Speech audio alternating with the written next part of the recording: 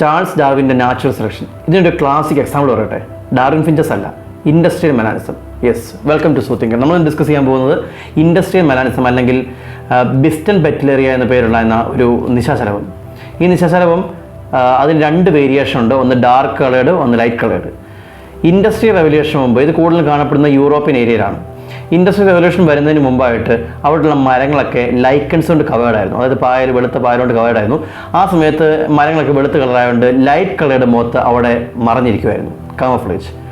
അതുകൊണ്ട് തന്നെ ഇവരെ കഴിക്കാൻ വരുന്ന ബേർഡ്സ് ഈ ലൈറ്റ് കളറിനെ സ്പോട്ട് ചെയ്യില്ല. പക്ഷേ അതിന് മുകളിലിരിക്കുന്ന ഈ വെളുത്ത മരത്തിന് മുകളിലേക്ക് ലൈറ്റ് കളർ മരത്തിന് മുകളിലിരിക്കുന്ന ഡാർക്ക് കളറുടെ മോത്തിനെ, നിശാശലഭത്തിനെ പെട്ടെന്ന് സ്പോട്ട് ചെയ്യും, പെട്ടെന്ന് കഴിക്കും. അങ്ങനെ ഡാർക്ക് കളറിൻ്റെ നമ്പർ വളരെയധികം കുറഞ്ഞിരിക്കുന്ന കാലമായിരുന്നു ഇൻഡസ്ട്രിയൽ റെവല്യൂഷന് മുമ്പ്. പക്ഷേ എന്ത് സംഭവിച്ചു? ഇൻഡസ്ട്രിയൽ റെവല്യൂഷൻ കഴിഞ്ഞതിന് ശേഷം മൊത്തത്തിൽ കരി അല്ലെങ്കിൽ ആ ഒരു പുക കൊണ്ട് അവിടെ എല്ലായിടത്തും പൊല്യൂഷനായി മാറി. Pollution, lichen is A better indicator of pollution. കൂടുതലുള്ള സ്ഥലത്ത് ലൈക്കൺ പായൽ അധികം ഉണ്ടാവില്ല. ആ പായൽ അവിടെ നിന്ന് മാറിപ്പോയി. അതുപോലെ തന്നെ ആ ട്രീ ബാർക്ക് കൂടുതൽ കറക്കാൻ തുടങ്ങി, കരി പിടിക്കുന്നുണ്ട്.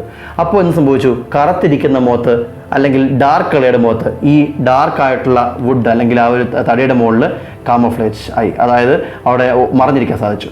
അപ്പോൾ ഇര തേടി വന്ന പക്ഷികൾ കാണുന്നത് വെളുത്ത കളറുള്ള മോത്താണ്. നേരത്തെ കൂടുതലുണ്ടാകുന്ന വെളുത്ത കളർ മോത്താണെങ്കിൽ അല്ലെങ്കിൽ ലൈറ്റ് കളർ മോത്താണെങ്കിൽ ഇപ്പോൾ ആ ലൈറ്റ് കളർ മോത്തിനെ മുഴുവൻ ബേർഡ്സ് ക്യാച്ച് ചെയ്യാൻ തുടങ്ങി. അങ്ങനെ dark colour moth hour survive ചെയ്തു.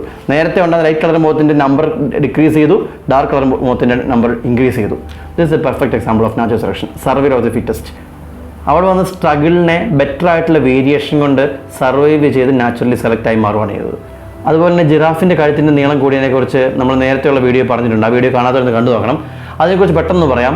കഴുത്തിന് നീളം കൂടിയത് കഴുത്ത് നീട്ടിയതുകൊണ്ടല്ല, താഴെ ഫുഡൊന്നും ഇല്ലാത്ത അവസ്ഥയിൽ മുകളിൽ മാത്രം ഫുഡുള്ള അവസ്ഥയിൽ കഴുത്ത് നീണ്ടവൻ മാത്രം സർവൈവ് ചെയ്തു.